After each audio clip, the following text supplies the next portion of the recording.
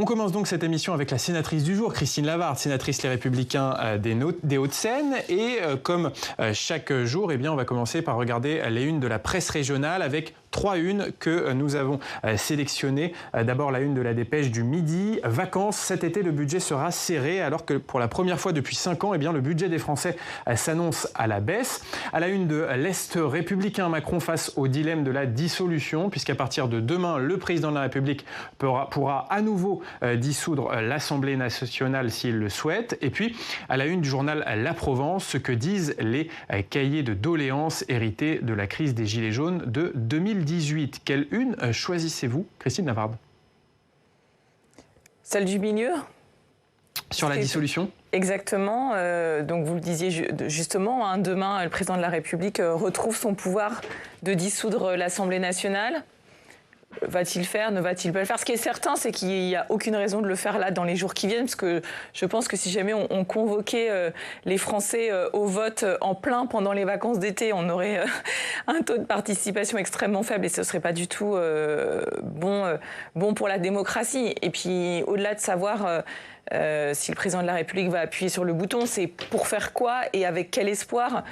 J'ai cru comprendre que sa plus grande crainte était d'être celui qui aurait préparé l'arrivée de l'extrême droite au pouvoir. Je ne suis pas certaine que si jamais on ne faisait pas si on fait des élections en septembre, c'est peut-être le résultat qui pourrait advenir. Et ce serait, je pense, un échec collectif. Donc c'est à nous de montrer qu'une autre voie est possible. Une voie qui sera difficile, parce que je pense qu'on va en parler tout à l'heure. Le projet de loi de finances pour 2026 va être compliqué. Tout à l'heure, on entendait Éric Coquerel qui dit qu'en gros, chaque mesure d'économie est forcément une mauvaise mesure. Alors voilà, d'un côté, il y a ceux qui pensent qu'il n'y a que l'impôt, que des taxes supplémentaires. Moi, je plaide plutôt pour une autre voie. Quand on voit comment le niveau de nos dépenses a augmenté par rapport à 2019... Il y a certainement des questions à se poser. Justement, vous faites la première transition, Christine Lavarde, puisqu'on va parler du budget. Effectivement, le président du Sénat, Gérard Larcher, remet ses propositions à François Bayrou, le Premier ministre, pour trouver ces 40 milliards d'euros nécessaires au budget 2026. Christine Lavarde, vous êtes membre de la Commission des finances du Sénat. Est-ce que la droite sénatoriale va proposer la fameuse année blanche, ce gel des dépenses publiques ? Alors, je ne vous dirai rien de ce que le président du Sénat va proposer tout à l'heure au Premier ministre. Ce qui est certain, c'est qu'on a eu un travail collectif de l'ensemble des groupes politiques qui constituent le socle commun au Sénat pour définir des mesures, des idées qui sont partagées par nous tous et qui donc doivent faire consensus si jamais elles étaient proposées au moment de leur vote dans l'hémicycle, de manière à pouvoir permettre de trouver des économies. Alors, on a pris ce chiffre de 40 milliards, sachant que ce n'est pas nous qui l'avons calculé. Donc, aujourd'hui, on le prend comme une donnée d'entrée. Peut-être que c'est 35, peut-être que c'est 45 qu'il faudra trouver à la fin. Hier, j'entendais le ministre des Armées qui disait justement, on n'arrête pas de me dire, il faut augmenter le budget des armées. Mais augmenter jusqu'où? Augmenter pourquoi? Posons-nous quand même la finalité de chacune des dépenses avant de mettre un chiffre en face. Et c'est tout le travail qui reste à faire d'ici la présentation du projet de loi de finances. Est-ce que vous, personnellement, vous êtes favorable à cette piste de l'année blanche et du gel budgétaire? Alors, disons que pour son acceptation politique, effectivement, c'est facile. Tout le monde est logé à la même enseigne. Ça évite de devoir réfléchir. Après, donc c'est efficace. Mais est-ce que c'est efficient? Et là, je ne le pense pas du tout, parce que ça veut dire qu'on ne s'interroge pas sur la qualité de la dépense publique. On ne s'interroge pas pour savoir s'il est nécessaire de continuer à mettre de l'argent public dans telle politique plutôt que dans telle autre. Aujourd'hui, il est grand temps de se poser sujet par sujet la question de savoir si c'est toujours à l'État d'intervenir ou s'il n'y a pas des éléments qui doivent être transférés au secteur privé, notamment parce qu'aujourd'hui, nous n'avons plus les moyens de vivre comme nous le faisions auparavant. Et objectivement, la politique qui a été mise pendant la crise de la Covid et après la crise de la Covid nous a laissé croire qu'il y avait de l'argent magique et ce n'est pas le cas et on en paye les conséquences maintenant. Alors par exemple, sur quel secteur, sur quelle mission il faudrait faire des économies et les transférer au privé? Aujourd'hui, regardez la photographie, et c'est ce que nous avons fait avec le rapporteur général, des dépenses par mission, budget 2019, PLF, loi de finances 2025, même en retraitant de l'inflation au cours de la période, le niveau de dépenses est supérieur. C'est-à-dire que des dépenses qui étaient des dépenses de soutien, de relance, qui ont été mises en place pour soutenir l'économie à la sortie de la crise sanitaire, ont continué à perdurer. Donc en fait, les crédits qui auraient dû être conjoncturels, liés à ce choc économique, sont devenus des crédits structurels. On n'a pas su les arrêter. Et il y a tout un tas de secteurs économiques qui continuent à bénéficier de crédits qui ressemblent plus à de la subvention qu'à un véritable levier de politique publique. Il est temps aujourd'hui d'aller les chercher ligne à ligne et de revenir dans une économie. Aujourd'hui, on le montre assez justement, le taux de prélèvement obligatoire est tel en France que parfois on est plus dans une économie administrée que certains pays qui se revendiquent d'une économie non libérale. Mais justement, sur la question des prélèvements obligatoires, on entend la gauche et le Rassemblement national qui disent s'il y a trop de baisse de dépenses et d'atteinte au pouvoir d'achat des Français, eh bien, on censurera.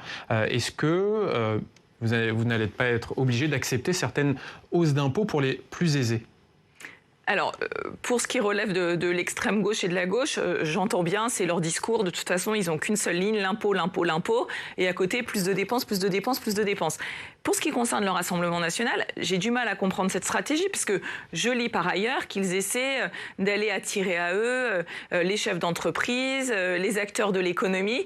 Et je ne suis pas certaine que pour tous ceux qui vont vivre l'économie, plus d'impôts soit la solution. Donc il va falloir aussi qu'ils mettent en concordance leurs lignes politiques dans les médias et puis ensuite leurs actions dans l'hémicycle. Donc pas de hausse d'impôts même sur les plus aisés pour essayer de trouver un consensus politique à l'Assemblée ? C'est inacceptable selon vous ?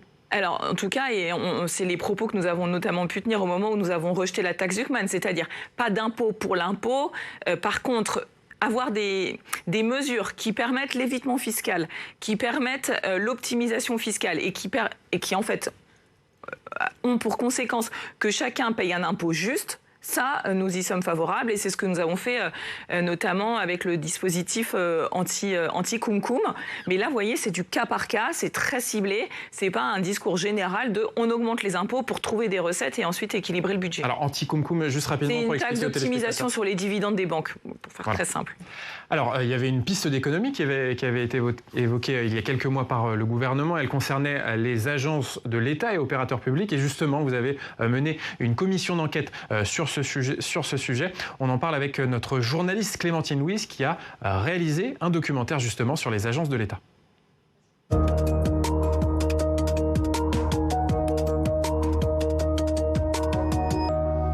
Bonjour Clémentine. Bonjour. Alors, vous avez donc réalisé un documentaire pour Public Sénat intitulé « Agence de l'État qui veut gagner des milliards ». Ce documentaire, il est d'ailleurs à revoir sur la plateforme publicsena.fr et notre chaîne YouTube. Et en fait, vous êtes intéressé au travail de la commission d'enquête du Sénat menée par Christine Lavarde avec cette question. Peut-on faire vraiment des économies sur ces agences et opérateurs publics ? Oui, et elles ont beaucoup fait parler d'elles, ces agences, depuis que la ministre du Budget a annoncé vouloir en supprimer un tiers pour faire 2 à 3 milliards d'économies. Mais avant de faire du ménage, comme l'a annoncé Madame de Montchalin, on a essayé de comprendre ce qu'étaient ces fameuses agences de l'État et pourquoi tout d'un coup elles étaient devenues la cible du gouvernement. Alors déjà, premier constat, beaucoup d'entre vous ne savent pas du tout ce que sont les agences de l'État. Pourtant, ce sont elles qui mettent en œuvre une partie de nos politiques publiques et vous en connaissez forcément sans même le savoir. Par exemple, France Travail, Météo France, l'ANSES, l'ADEME sont des agences de l'État. Et il y en a dans pratiquement tous les domaines avec des missions très différentes et aussi avec des statuts juridiques très variés. Tout cela fait qu'on ne sait pas vraiment combien il y en a. On estime leur nombre entre 1150 et 1200.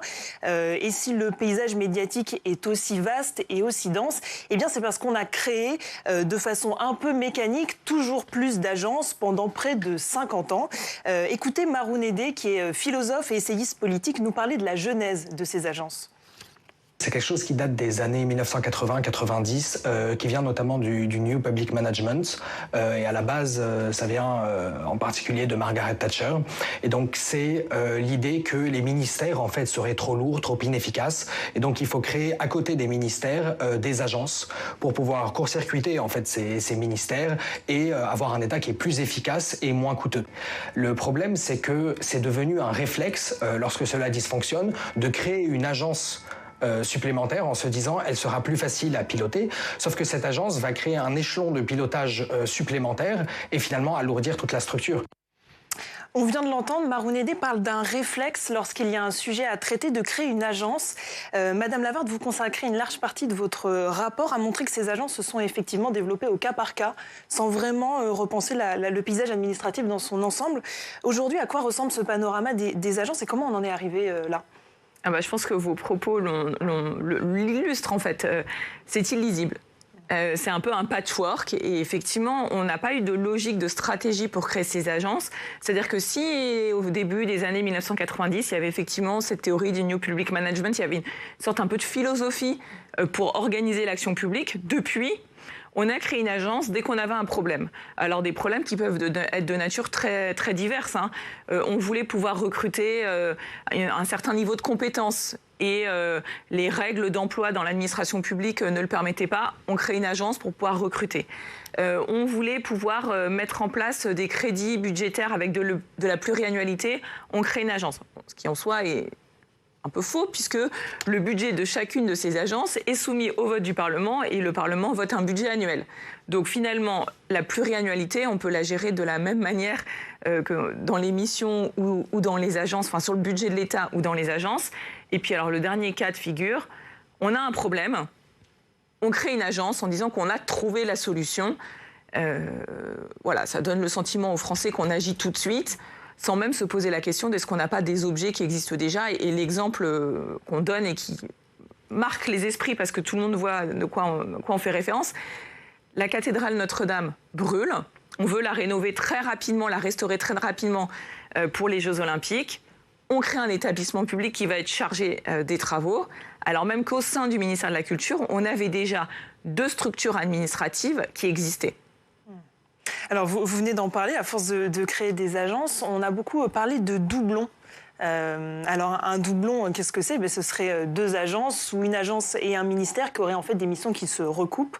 Donc 2 structures qui feraient plus ou moins la même chose. Et donc ça coûterait forcément 2 fois plus cher. Et ça complexifierait encore le millefeuille administratif. Nous, on s'est intéressé à une agence qui est ciblée par le gouvernement comme étant un doublon par rapport à son ministère. C'est l'Agence nationale du sport.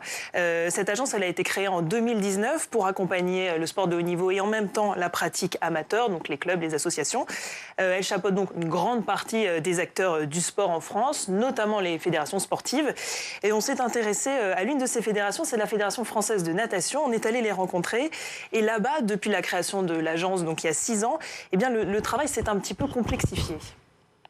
Donc ça, c'est le contrat de délégation que l'on signe avec le ministère sur une période de 4 ans. Et ça, c'est le contrat que l'on signe avec l'Agence nationale du sport. Le contrat signé avec le ministère définit le cadre juridique des actions de la fédération. Le contrat passé avec l'Agence nationale du sport établit quant à lui les financements qui lui seront accordés. Avant la création de l'agence, Agnès Berthet n'avait qu'un seul interlocuteur, le ministère des Sports. Il peut y avoir peut-être des fois un petit peu trop d'interlocuteurs sur les sujets qui nécessitent la vision des 3 institutions aujourd'hui, en fait. C'est quelque chose qui peut avoir une plus-value, mais qui peut être aussi parfois un peu freinant dans les dynamiques des fédérations. Madame Lavarde, vous venez d'en parler, mais dans vos travaux, vous vous êtes aperçue qu'il y avait comme ça beaucoup de doublons. Alors, de toute façon, l'Agence nationale du sport est une des agences dont nous recommandons la suppression, parce qu'effectivement, elle vient en doublon, d'une part pour la politique de sport de haut niveau, puisque vous ne le mentionnez pas, mais à côté, on a quand même l'INSEP, Institut national du sport et de la performance. Donc, le mot performance et le mot sport, je pense qu'on entend tout de suite que c'est tourné vers les sportifs de haut niveau. Et puis, l'autre mission de l'ANS, c'est aussi donc, effectivement, d'aller cofinancer les équipements du quotidien. Pour nous, à côté de la question des agences, il y a vraiment la question de l'organisation et de la lisibilité de l'action publique. Et une autre partie de nos préconisations, c'est vraiment de rendre l'action publique beaucoup plus simple pour les bénéficiaires, que ce soit des particuliers, des collectivités, des entreprises, en reposant complètement les schémas de financement. Et donc aujourd'hui, les crédits qui sont distribués par l'Agence nationale du sport, ils ont vocation demain à être repris par les préfets, parce que ce que vous venez de montrer avec les fédérations sportives, quand on se passe du côté des collectivités, aujourd'hui vous êtes une collectivité, vous déposez un dossier de financement pour un gymnase, ce dossier va être étudié par votre préfecture qui va rendre un avis, va transmettre tout ça à l'Agence nationale du sport qui, au niveau national, va décider si on vous octroie 50 000, 100 000, 10 000 euros. Et à côté de ça, votre préfet, qui lui a d'autres crédits d'investissement, va se dire, bah voilà, j'avais proposé 20 000, donc escompter que l'ANS va donner 20 000 à la commune, donc va dire, bah moi j'ajoute 10 000 sur mes crédits d'investissement. Puis finalement, l'ANS peut décider de donner 50 000, comme peut décider de donner 0. Et donc à la fin, on en arrive à des situations où il y a des équipements qui n'ont pas de subvention et d'autres qui ont une telle somme de subvention qui dépasse le taux de financement public autorisé par la loi. Donc tout ça ne marche plus. Et donc typiquement, bah voilà, l'Agence nationale du sport, avec 2 exemples, on vient de montrer comme quoi, en termes de lisibilité, en termes de simplicité de l'action publique, on n'y est pas du tout. Alors pour réorganiser un petit peu ce paysage, vous parlez de suppression, mais dans votre rapport, on lit aussi des fusions, des mutualisations et aussi l'intégration de petites agences à de plus gros organismes. Et c'est notamment ce qui est envisagé avec une toute petite agence qui est l'agence Bio. Cette agence, elle s'occupe de distribuer des subventions, elle s'occupe de produire des études et de faire de la communication sur l'agriculture biologique. On a été à la rencontre d'un éleveur qui, grâce aux aides distribuées par l'agence Bio, a pu construire son usine de yaourt. Et lui, il s'inquiète de voir disparaître l'agence d'ici, avec laquelle il travaille depuis bientôt 10 ans. On l'écoute. Je vois mal comment on peut poursuivre à développer le bio sans elle. Et puis ça va être perçu aussi contre un désengagement par rapport à la profession et même par rapport aux éleveurs, quoi. Alors vous venez de l'entendre, Christian Delon, il s'inquiète d'un désengagement de l'État sur la politique du bio. Madame Lavarde, cette réorganisation des agences, est-ce qu'elle risque de remettre en question certaines politiques publiques ? Alors, sur le bio, il faut quand même qu'on redonne les chiffres et les ordres de grandeur. Aujourd'hui, globalement, le budget qui passe par l'agence bio, c'est moins de 25 millions d'euros. Le soutien public à la filière biologique, c'est 700 millions d'euros. Donc on voit bien que l'agence bio, c'est une infime partie de l'action publique et de la politique publique en faveur du soutien à l'agriculture biologique. Et loin de moi l'idée, en proposant la suppression et la reprise des missions de l'agence bio par des structures de plus grande taille, d'arrêter le soutien à l'agriculture biologique. Bien au contraire, c'est de le rendre plus efficace. Aujourd'hui, vous l'avez dit, l'agence bio, c'est 3 missions, la communication, les études et le versement de subventions. Aujourd'hui, dans le périmètre du ministère de l'Agriculture, on a déjà des structures de beaucoup plus grande taille qui accomplissent ces 3 missions.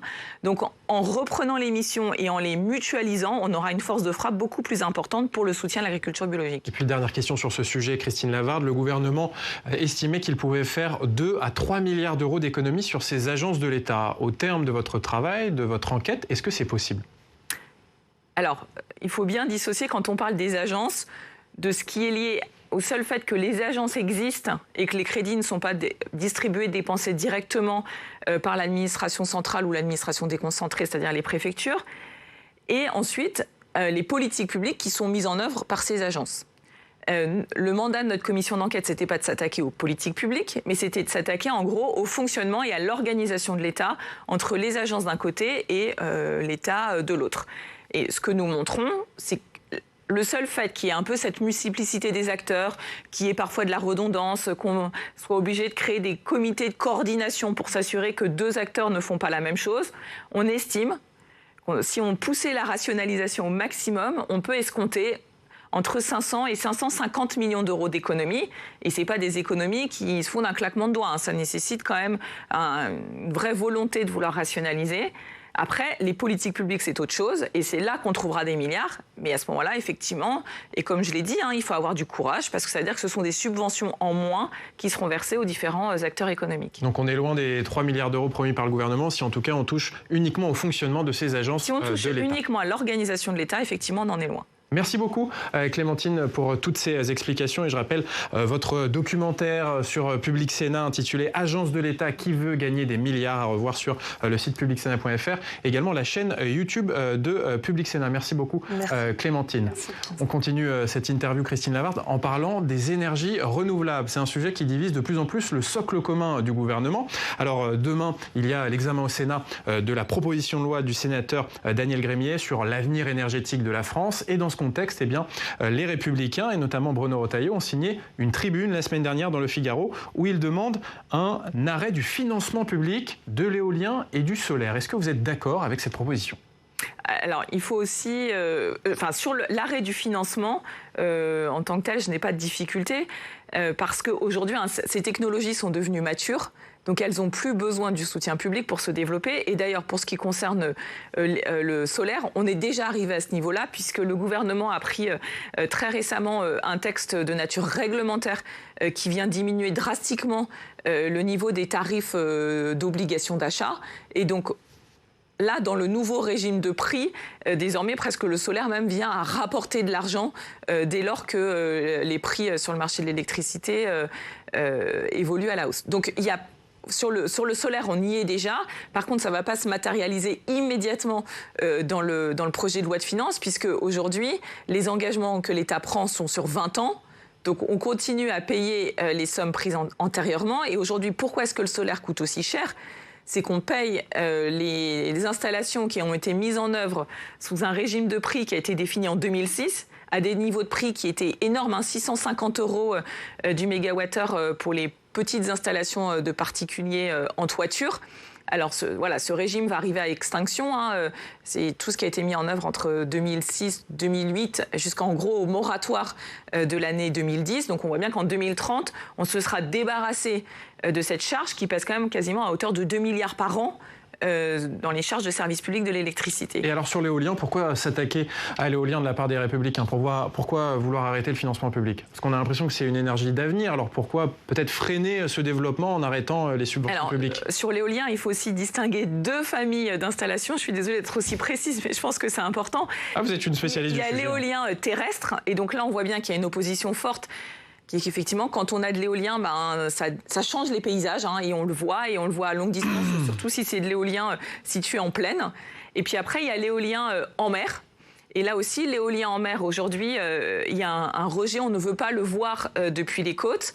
Mais à ce moment-là, il faut aussi dire aux Français qu'on emporte la responsabilité d'augmenter le prix de fourniture de l'électricité, puisque quand on va mettre ces éoliennes loin en mer, on est obligé d'utiliser des technologies qui coûtent plus cher. On n'est plus sur de l'éolien posé, c'est-à-dire arrimé au sol, mais on est sur de l'éolien flottant, technologie qui coûte plus cher. Et puis surtout, il y a des coûts de raccordement, c'est-à-dire que notre énergie, elle est produite loin en mer. Ensuite, il faut venir la ramener jusqu'à terre avec des câbles, qui coûtent. Et c'est ça qui coûte très cher. Donc plus les éoliennes marines sont loin, plus ça coûte cher. Exactement, plus ça coûte cher pour le même productible.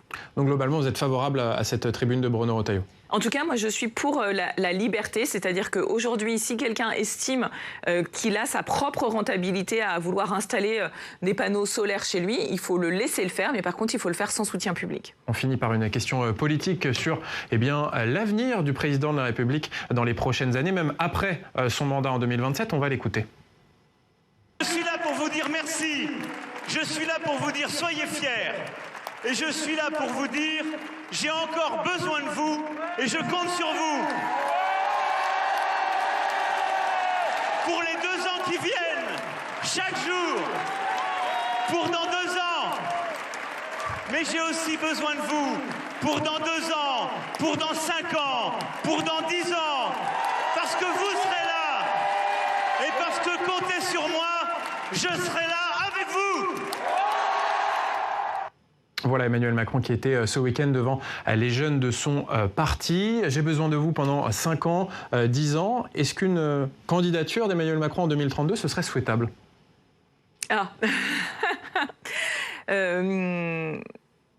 Après, aujourd'hui, de toute façon, la loi lui interdit d'être de nouveau candidat en 2027.